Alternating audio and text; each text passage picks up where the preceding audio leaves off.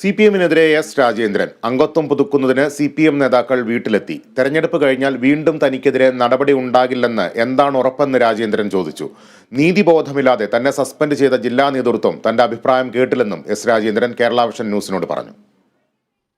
ഈ കഴിഞ്ഞ ദിവസം BJP-യിലേക്ക് പോകുന്നു എന്നുള്ളൊരു വാർത്തയൊക്കെ ഇറങ്ങിയിരുന്നു. അത് അടിസ്ഥാനരഹിതമാണെന്ന് താങ്കൾ വെളിപ്പെടുത്തി.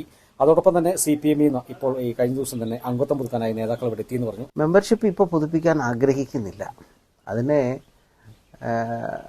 ഒന്നുമല്ല, പാർട്ടിയെ വിശ്വാസക്കുറവൊന്നുമല്ല. പാർട്ടി എനിക്ക് പൂർണ്ണ വിശ്വാസമാണ്, നല്ല പാർട്ടിയാണ്. പക്ഷെ അതിൻ്റെ ഭാരവാഹികൾ എന്ന് വെച്ചാൽ അതിൻ്റെ ഉത്തരവാദിത്വമുള്ള ആളുകൾ പാർട്ടിയെ ഉപയോഗിക്കുന്ന രീതി കൊണ്ടാണ് എനിക്കെല്ലാം ഈ ഗതി ഉണ്ടായത്. വസ്തുത മനസ്സിലാക്കാതെ നടത്തുന്ന ചില രീതികളിൽ ഉണ്ടായിട്ടുള്ള ചതിയാണ്.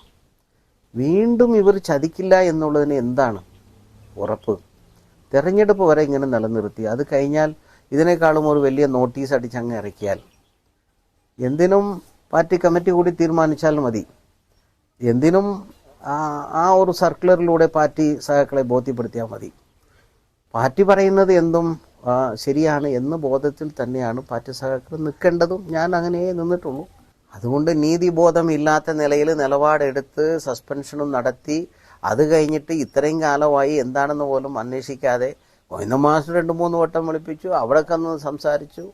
അങ്ങനെ ഉന്നത നേതാക്കന്മാർ അതെല്ലാം വലിയ ഒരു ഭാഗ്യം തന്നെയാണ് നമ്മളെ വിളിപ്പിച്ച് സംസാരിക്കുന്നത്.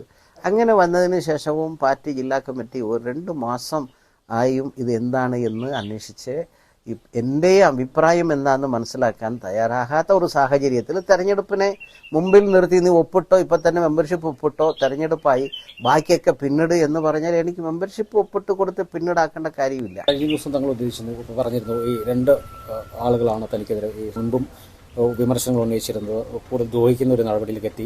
ഇവർക്കെതിരെ ഒരു നടപടി എടുക്കാൻ തന്നെ നിങ്ങൾ ഉന്നത നേതാക്കന്മാരോട് അഭിപ്രായപ്പെട്ടു എന്നുള്ള രീതിയിലെല്ലാം തങ്ങൾ പറഞ്ഞു. അതുകൊണ്ടാണോ ഇപ്പോൾ ഈ പാർട്ടിയിലേക്ക് അംഗത്വം പുതുക്കാത്തത്? ഞാൻ പാർട്ടിയിൽ തുടരുന്നത് എന്ന ആഗ്രഹം KVCക്കുണ്ട്. മണിയാശാമ്പാവാന്ന് ഇവർ പറഞ്ഞു കൊടുക്കുന്നതനുസരിച്ച് അങ്ങേര് തോക്കെടുക്കും, ഞാൻ വെടിവെക്കും എന്നൊക്കെ പറഞ്ഞാലും അതൊന്നും അല്ല കാര്യം. അതുകൊണ്ടാണ് ഞാൻ അവധി എടുത്തോട്ടെ സഖാവേ എന്നൊക്കെ പറഞ്ഞത്. ശശിയാണ് എൻ്റെ ആള്. നിലവിൽ എസ് രാജേന്ദ്രൻ വ്യക്തമാക്കുന്നത് ഈ ഇലക്ഷന് മുന്നോടിയായി ഈ ഫോം പുതുക്കാൻ വന്നത് തനിക്ക് ഒട്ടും താല്പര്യമില്ല. കാരണം തനിക്കെതിരെ നിലപാടെടുത്തപ്പോൾ കഴിഞ്ഞ 2 മാസങ്ങളായിട്ട് തന്നെ ഒരു നിലപാട് പാർട്ടിയുടെ ഭാഗത്തുനിന്ന് ഉണ്ടായിട്ടില്ല. തനിക്കെതിരെ വിമർശനം ഉന്നയിച്ച ആളുകൾ ഇപ്പോഴും പാർട്ടിയിലുണ്ട്. അവർക്കെതിരെ യാതൊരു നടപടിയും എടുക്കാത്തൊരു സാഹചര്യമാണ് നിലവിലുള്ളത്. അതുകൊണ്ട് താൻ ഇപ്പോൾ ഈ അംഗത്വം പുതുക്കാനുള്ള തീരുമാനം എടുക്കുന്നില്ലെന്ന് തന്നെയാണ് എസ് രാജേന്ദ്രന്റെ വെളിപ്പെടുത്തൽ.